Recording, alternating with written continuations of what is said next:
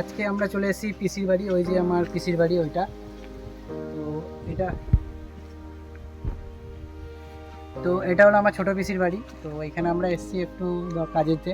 তো ভাবলাম এখানে একটা ছোট্ট ব্লগ আপনাদের সঙ্গে শেয়ার করি। তো এখানে আমরা যাচ্ছি নবদ্বীপ বলে একটা জায়গা আছে, এটা মায়াপুর নবদ্বীপ নয়, এটা হচ্ছে গিয়ে ডায়মন্ড হারবার থেকে কিছুটা এলেই দলনঘাটা। তো দলনঘাটা থেকে ওখান থেকে কিছুটা এলেই তারপরে হচ্ছে গিয়ে নবদ্বীপ বলে জায়গাটা পড়বে। তো ওইখানেই আমরা যাচ্ছি একটু জায়গাটা দেখাতে, এখানকার নেচারের ভিউ আপনাদের সব কিছু শেয়ার করতে, গঙ্গার পাহাড় এইসব দেখাতে। তো ওইখানে একটা রিসর্টও আছে, তো ওই রিসর্টটাও আপনাদের সঙ্গে শেয়ার করবো। চলুন তো আগে যাওয়া যাক, দেখাই যাক কীরকম কী জায়গাটা। এই জায়গাটাও আপনারা দেখুন কীরকম, আশা করি আপনাদের ভালো লাগবে। তো চলুন। তো আমরা এখন যাচ্ছি একটাই মাঠের এখান দিয়ে, তো এটা একটু শর্টকাট হবে। তো এইখানে দেখুন এই সূর্যমুখীর ক্ষেত রয়েছে, এখানে চাষ হচ্ছে সূর্যমুখী ফুল, এই যে সামনে দিয়ে দেখাচ্ছি। এই দেখুন সব সূর্যমুখী ফুল, এগুলো অ্যাকচুয়ালি একটু মানে পেকে পেকে এসছে, তো সেই জন্য এরকম ইয়ে হয়ে গেছে। মাঠের মধ্যে দিয়ে যাচ্ছি একটু শর্টকাট হবে বলে। তো যেই জায়গাটা যাচ্ছি ওই জায়গাটা হচ্ছে গিয়ে নবদ্বীপ। তো নবদ্বীপ একটা হচ্ছে ওখানে গঙ্গার পাড়টা রয়েছে ওখানে। তো এখানে ডায়মন্ড হারবারের দেরিয়া বলে একটা জায়গা আছে, এখানে কিছুটা এলে ডায়মন্ড হারবার থেকে। এই যে এ হচ্ছে গিয়ে রিতেশ, আমার ছোটো পিসির ছেলে, বড় ছেলে। তো এর সঙ্গেই যাচ্ছি, নিয়ে যাচ্ছে জায়গাটা। তো এগুলো কড়াই চাষ হচ্ছে এখানে, এই সানফ্লাওয়ার অয়েল যে হয়, সূর্যমুখী তেল, এইটাই চাষ হচ্ছে এখানে। আমাদের কোথায় নিয়ে যাচ্ছিস এখন? নবদ্বীপ। নবদ্বীপ বলতে কোন জায়গা এখানে বলো? আমাদের এখানে গঙ্গার পাড়, এই নবদ্বীপ ডায়মন্ড হারবার সংক্রান্ত এলাকা। এই ডায়মন্ড হারবারে একটা সময় হচ্ছে ইংরেজরা আসতো, এসব ব্যবসা বাণিজ্য করতো এখানে। তো ওই জন্য ডায়মন্ড হারবার হীরক বন্দর, হীরক এখানে হীরের হতো, সব বাণিজ্য করা হতো। তো ওই পাশেই যাচ্ছি আমরা নবদ্বীপে। তো আমরা এখন এই রাস্তা দিয়েই যাব।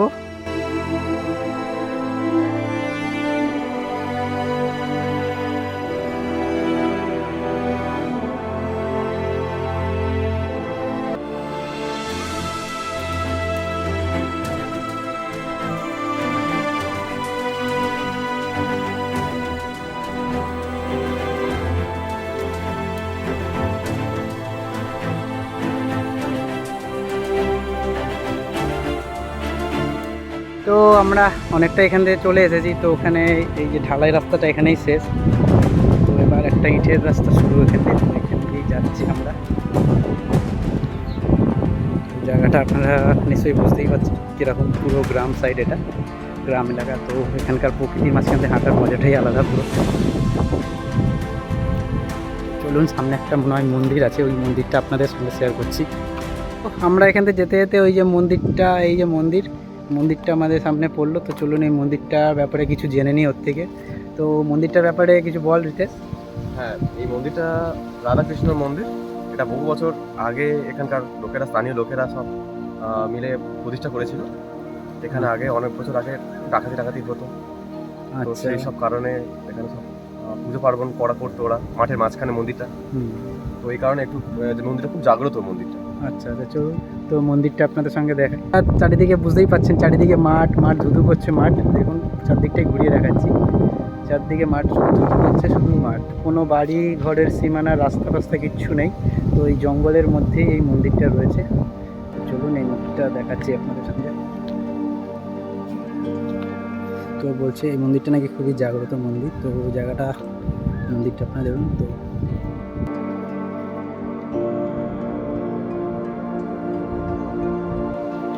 এই মন্দিরটিতে জন্মাষ্টমী উপলক্ষে ধুমধাম করে খুব বড় পুজো হয়। এখানে প্রচুর লোকের ভোগ বিতরণ হয়। এখানে সব মানুষজন আসে দূর দূর গ্রাম থেকে ভোগ খাওয়ার জন্য। তো আমরা হেঁটে হেঁটে আস্তে আস্তে, তো এই ইটের রাস্তা এখানেই শেষ হয়ে গেল। তো এইবার কাঁচা রাস্তা শুরু, মাটির। তো আমরা এখন মাটির রাস্তা ধরেই চলবো। তো জায়গাটা বুঝতেই পারছেন কীরকম, প্রথমে ঢালাই রাস্তা ছিল, তারপরে ইটের রাস্তা, এখন কাঁচা মাটির রাস্তাতে আমরা হেঁটে চলেছি। তো দেখুন খুব সুন্দর হালকা হালকা হাওয়া দিচ্ছে।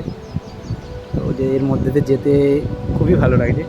তো একটা অন্যরকম অনুভূতি হচ্ছে, কারণ হাওয়াটা এতটাই ফ্রেশ এখানে, কারণ চারিদিকে কোনো পলিউশন নেই, কিছু নেই। তো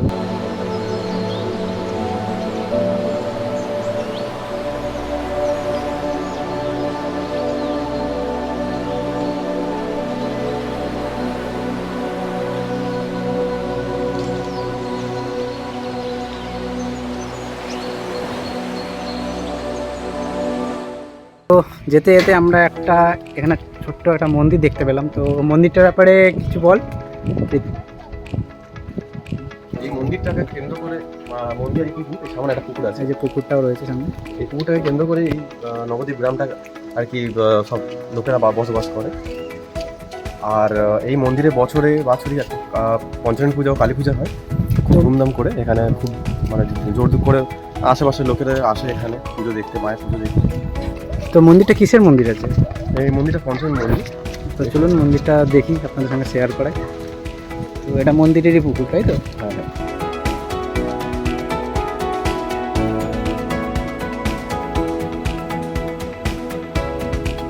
এই মন্দিরের ঠাকুর মা শীতলা, মা মনসা, এই বাবা পঞ্চানন, আর এই যে মা কালীর মূর্তি, এই মাকে কেন্দ্র করেই এখানে খুব ধুমধাম করে কালী পুজো হয়। তো গ্রামের রাস্তাটা শেষ করে আমরা আপাতত এই নদীর পাড়ে চলে এসেছি। এই যে এটা হলো মেন নদীর পাড়টা, এই রাস্তাটা পাড়ের।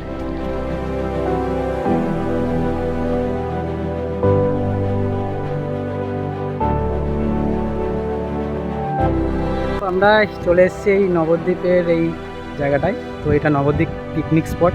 তো এখন জোয়ার আছে, তো আজকের অনেকটাই জোয়ার আছে, তো সেখানে জল কোথায় উঠে গেছে আপনারা দেখুন। তো এই যে গাছপালা রয়েছে এখানেই জল চলে এসেছে। তো এটা হচ্ছে একটা মাঠ, তো এখানেই জল উঠে গেছে আজকে। আজকে মানে জোয়ারটা অনেক বেশি না, এতটা জল উঠে গেছে। এই মাঠে মানে তেমন একটা জল ওঠে না খুব একটা, রাতে পুরো মাঠ পুরো ভর্তি হয়ে গেছে। হ্যাঁ, ওই দেখতেই পাচ্ছেন এমন যে গোল পোস্টের মতন করা আছে, এই যে দেখুন বাঁশ দিয়ে এখানে বল টল খেলে। তো এটা মাঠ একটা। তো এই যে নবদ্বীপ পিকনিক স্পট। তো আমরা এসেছিলাম এই জায়গাটাতেই একটু দাঁড়াতে, তো এখানে তো জল ভর্তি হয়েছে। তো চলুন দেখি ওইদিকে যদি কোথাও জায়গা থাকে আপনার সঙ্গে শেয়ার করছি।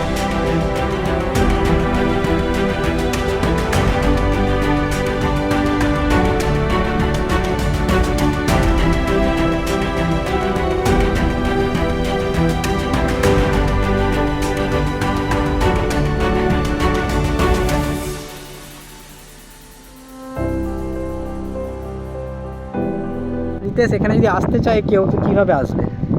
এখানে ডায়মন্ড হারবার থেকে 10 মিনিটের দূরত্বে রথসাগর, ওখান থেকে গাড়ি পাওয়া যায়। ওখান থেকে 5 মিনিটের দূরত্বে এখানে আসলেই একদম নবদ্বীপের মাঠ আছে। তো এই রিসর্টে যদি আপনারা আসতে চান, যদি আপনি এখানে আসতে চান, তো যদি কেউ শিয়ালদা বা কলকাতার থেকে আসেন, তো এই দিক থেকে ডায়মন্ড হারবারে যে কোনো ট্রেন বা বাসে করে এসে ডায়মন্ড হারবার এসে, তো ওই ডায়মন্ড হারবার থেকে আপনাদের কোনো অটো বা কোনো টোটোকে বললে এখানে পৌঁছে দেবে। ঠিক আছে, তো জায়গাটা থেকে দলনঘাটার থেকে একটু আসতে হবে, আপনাদের বলে দিলাম দলনঘাটা। তো এখান থেকে নবদ্বীপ বলে এখানে যে কেউ চিনলে, তো টোটো অটোকে বললে এখানে চলে আসবে। তো আপনাদের নামটা পরে রিসর্টটার বলে দিচ্ছি।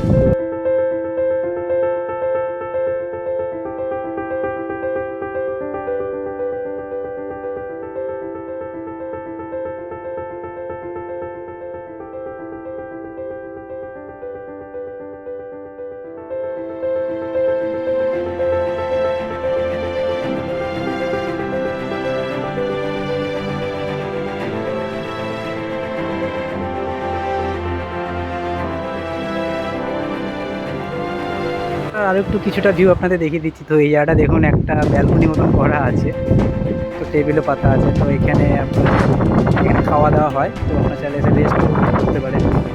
দেখুন এই যে নদীর হাওয়া খেতে খেতে এইখানে, তো জায়গাটা কতটা সুন্দর লাগছে। তো এটা হলো এই রিসর্টের একটা ছোট্ট পার্ক মতো। তো আপনার ফ্যামিলি নিয়ে আসলে, বাচ্চা কাচ্চা থাকলে, তো এখানে পার্কেতে বাচ্চারা খেলাধুলা করতে পারবে। তো রিসর্টটা এখান থেকে পুরোটাই আপনাদের দেখিয়ে দিলাম। তো রিসর্টটার সামনের দিকে আমরা যাচ্ছি, তো নামটা আপনাদের দেখিয়ে দিচ্ছি।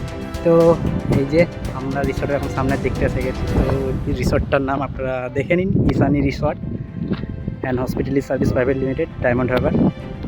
ঠিক আছে, রিসর্টের ফ্রন্ট সাইডে এখানে এই যে রিসর্টের এন্ট্রি, আর এইদিকে একটা আপনারা ইসানি রিসর্ট ডায়মন্ড হারবার সার্চ করবেন, তো আশা করি ওখানে যে ফোন নাম্বারটা আপনারা পেয়ে যাবেন এর।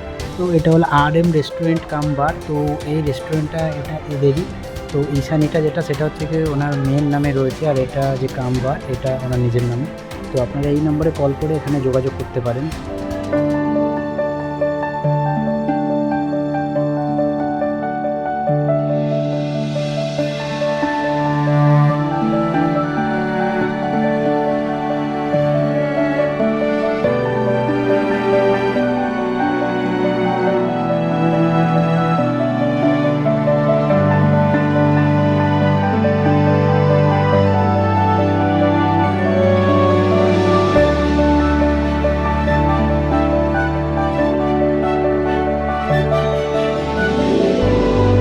ফাইনালি বন্ধুরা আমরা বাড়ির রাস্তায় চলে এসেছি, তো এখন বাড়ির দিকেই যাচ্ছি।